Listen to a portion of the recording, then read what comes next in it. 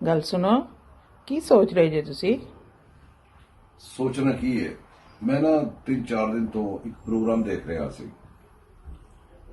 Programme YouTube ਤੇ ਨਾ ਇੱਕ ਬੜੇ ਅੱਛੇ ਦੋਸਤ ਨੇ, ਬੜੇ ਅੱਛੇ ਬੰਦੇ ਨੇ, ਜ਼ਫਰ ਨਕवी ਸਾਹਿਬ। ਉਹ ਵੀਲੌਗ ਕਰਦੇ ਨੇ। ਉਹਨਾਂ ਨੇ ਇੱਕ 3-4 ਦਿਨ ਪਹਿਲੇ ਇੱਕ ਪ੍ਰੋਗਰਾਮ ਕੀਤਾ।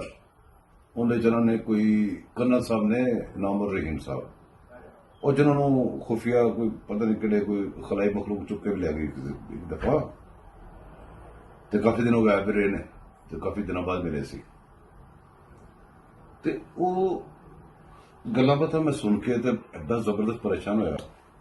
ਮੈਂ ਗੌਰ ਕਰ ਰਿਹਾ ਸੀ। ਦੇਖੋ ਜੀ, ਕਰਨਲ ਸਾਹਿਬ ਦੱਸ ਰਹੇ ਨੇ ਜਿਸ ਤਰ੍ਹਾਂ ਪਲਾਟ ਮਿਲਦੇ ਨੇ, ਰਿਟਾਇਰਮੈਂਟ ਤੇ ਪਲਾਟ ਮਿਲਦੇ ਨੇ, ਕਿਸ ਤਰੀਕੇ ਨਾਲ ਪਲਾਟ ਮਿਲਦੇ ਨੇ। ਇੱਕ ਬੰਦੇ ਨੂੰ ਪਤਾ ਨਹੀਂ 100 ਤੋਂ ਉੱਤੇ ਪਲਾਟ, ਔਰ ਇੱਕ ਪਲਾਟ ਉਹ ਮਤਲਬ 5-5 4-4 ਮਰਲੇ ਵਾਲਾ ਪਲਾਟ ਨਹੀਂ ਹੁੰਦਾ, ਕਿਤੇ ਆਮ ਜੀ ਜਗ੍ਹਾ ਤੇ ਨਹੀਂ ਹੁੰਦਾ। ਉਹ ਪਲਾਟ ਯਕੀਨ ਕਰੋ ਕਿ ਜਿਸ ਹਿਸਾਬ ਨਾਲ, ਜਿਸ ਸਪੀਡ ਨਾਲ ਉਹ ਪਲਾਟ ਕਹਿ ਰਹੇ ਨੇ ਮਿਲਦੇ ਨੇ, ਤੇ ਜ਼ਰਈ ਜ਼ਮੀਨਾਂ ਤੇ ਅਲੱਗ ਮਿਲਦੀਆਂ ਨੇ। ਉਧਰੋਂ ਜ਼ਰਈ ਜ਼ਮੀਨਾਂ ਲੈ ਕੇ ਤੇ ਅਗਰ ਸਾਰੇ ਬੰਦੇ, ਸਾਰੇ ਪਾਕਿਸਤਾਨੀ ਉਹਨਾਂ ਦੇ ਮਜ਼ਾਰੇ ਹੋ ਗਏ। ਸ਼ਹਿਰ ਦੇ ਬੰਦੇ ਵੀ ਮਜ਼ਾਰੇ ਬਣ ਗਏ, ਕਿਉਂਕਿ ਸ਼ਹਿਰ ਦੀ ਜਗ੍ਹਾ ਸ਼ਹਿਰ ਦੇ ਹਿਸਾਬ ਨਾਲ। ਜਦੋਂ ਇਹਨਾਂ ਨੇ ਉਹ ਕੀਤਾ ਸੀ ਨਾ, ਐਸ ਔਨ ਕਬਜ਼ਾ ਕੀਤਾ ਹੈ, ਤੇ ਸਾਰੀ ਮਾਸ਼ਾਅੱਲਾ ਲਈ ਡਿਫਰੈਂਟ ਕਿਸਮ ਦੀ ਮਾਸ਼ਾਅੱਲਾ, ਨਵੇਂ ਡਿਜ਼ਾਈਨ ਦੀ ਮਾਸ਼ਾਅੱਲਾ ਲਈ, ਤੇ ਬਕੌਲ ਇਮਰਾਨ ਖਾਨ ਸਾਹਿਬ ਦੇ ਆਪਣੇ ਕੁੱਤੇ ਨੂੰ ਲੈ ਕੇ ਆਏ।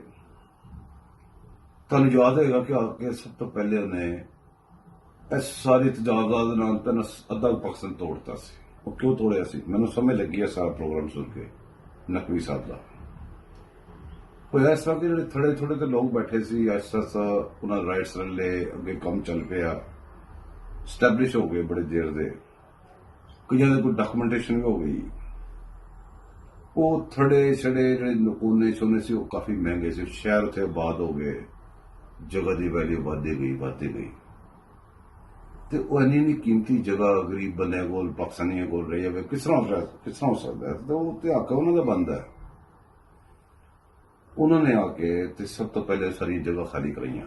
ਉਹ ਜਿਹੜੀ ਜਗ੍ਹਾ ਖਾਲੀ ਹੈ ਨਾ, ਤੋੜ ਫੋੜ ਹੋਈ ਹੈ, ਉਹ ਕੁਝ ਅਰਸੇ ਬਾਅਦ ਜਦੋਂ ਦੁਨੀਆ ਭੁੱਲ ਜਾਏ, ਕਿਉਂਕਿ ਪਾਕਿਸਤਾਨੀ ਦੀ ਯਾਦਾਸ਼ਤ ਬਹੁਤ ਜ਼ਿਆਦਾ ਕਮਜ਼ੋਰ ਹੈ। ਜਿੰਨੀ ਪਾਕਿਸਤਾਨੀ ਦੀ ਯਾਦਾਸ਼ਤ ਕਮਜ਼ੋਰ ਹੈ, ਦੁਨੀਆ ਦੀ ਕਿਸੇ ਨੇਸ਼ਨ ਦੀ ਕਮਜ਼ੋਰ ਨਹੀਂ। ਮੈਨੂੰ ਲੱਗਦਾ ਹੈ ਇੱਕ ਦਿਨ ਆਏਗਾ, ਉਹ ਵੀ ਅਲਾਟਮੈਂਟ ਹੋ ਜਾਏਗੀ ਕਿਸੇ ਜਨਰਲ ਨੂੰ, ਕਿਸੇ ਕਰਨਲ ਨੂੰ, ਕਿਸੇ ਫਲਾਣੇ ਨੂੰ, ਕਿਸੇ ਫਲਾਣੇ ਨੂੰ। ਸਾਡੇ ਥੋੜੇ ਛੋਟੇ ਨਿੱਕੇ ਮੋਟੇ ਲੋਕਾਂ ਨੇ ਕੋਈ ਬਣਾ ਕੇ ਆਬਾਦ ਕੀਤੇ ਸੀ, ਉਹ ਵੀ ਖਤਮ ਹੋ ਜਾਣਗੇ। ਮੈਂ ਸੋਚ ਰਿਹਾ ਸੀ ਕਿ ਕਰਨਲ ਸਾਹਿਬ ਜਿਹੜੇ ਨਾਮੁਰ ਰਹੀਮ ਸਾਹਿਬ ਨੇ, ਉਹਨਾਂ ਨੇ ਕਿੰਨਾ ਵੱਡਾ ਅਹਿਸਾਨ ਕੀਤਾ ਹੈ। ਉਹ ਇੰਨਾ ਮਤਲਬ ਹੈ ਕਿ ਉਹ ਇੱਕ ਟਰੂ ਸੋਲਜਰ ਨੇ, ਔਰ ਵਾਕਈ ਪਾਕਿਸਤਾਨ ਦੀ ਜੰਗ ਲੜ ਰਹੇ ਨੇ। ਔਰ ਐਸੇ ਬੰਦਿਆਂ ਦਾ ਸਾਨੂੰ ਸ਼ੁਕਰਗੁਜ਼ਾਰ ਹੋਣਾ ਚਾਹੀਦਾ ਹੈ ਕਿ ਉਹ ਸਾਡੀ ਜੰਗ ਲੜ ਰਹੇ ਨੇ, ਅਸੀਂ ਫਿਰ ਵੀ ਸੁੱਤੇ ਹਾਂ, ਅਸੀਂ ਫਿਰ ਵੀ ਮਤਲਬ ਕਿ ख्वाब खरगोश।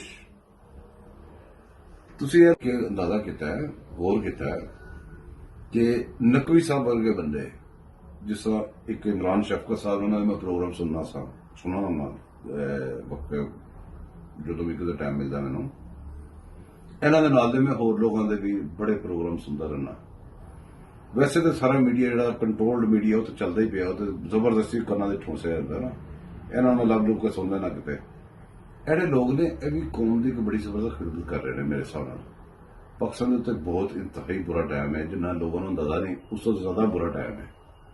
ਮੈਂ ਸੋਚਣਾ ਕਿ ਇਹ ਲੋਕ ਵੀ ਅਗਰ ਨਾ ਹੁੰਦੇ ਤੇ ਆਵਾਜ਼ ਤੇ ਆਪੋਜ਼ਿਟ ਆਵਾਜ਼ ਤੇ ਬਿਲਕੁਲ ਬੰਦ ਕਰਤੀ ਗਈ ਹੈ। ਪਤਾ ਨਹੀਂ ਵਿਚਾਰੇ ਕਿੱਡੇ ਹੌਸਲੇ ਨਾਲ ਤੇ ਕਿੱਡੇ ਮੁਸ਼ਕਲ ਨਾਲ ਬੋਲਦੇ ਪਏ ਨੇ। ਇਹਨਾਂ ਲੋਕਾਂ ਨੂੰ ਐਪਰੀਸ਼ੀਏਟ ਕਰਨਾ ਚਾਹੀਦਾ ਸਾਨੂੰ।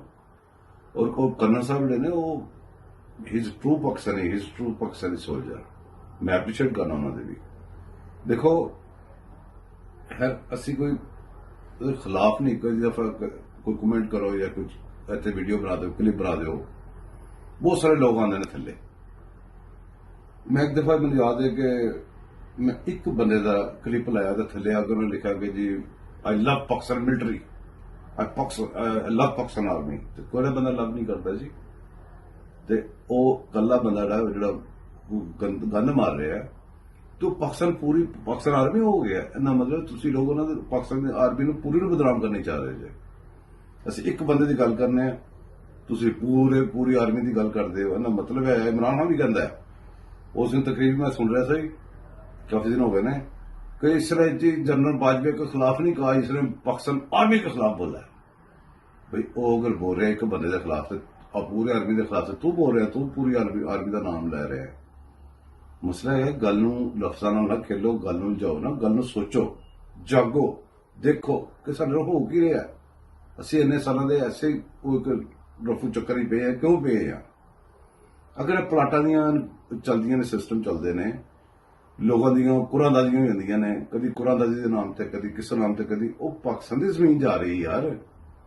ਉਹ ਜਿਹੜੇ ਐਡੀ ਵੱਡੀਆਂ ਲੈਂਡਾਂ ਜਾਰੀ ਮਿਲ ਰਹੀਆਂ ਨੇ ਤੇ ਜਾ ਰਹੀਆਂ ਨੇ, ਸਾਰਾ ਕੁਝ ਹੋ ਰਿਹਾ, ਉਹ ਪਾਕਿਸਤਾਨ ਦਾ ਸਾਰਾ ਕੁਝ ਹੈਗਾ ਜੇ। ਹੁਣ ਤੁਸੀਂ ਅੰਦਾਜ਼ਾ ਕਰੋ, ਇੱਕ ਪਨਾਮਾ ਆ ਗਿਆ,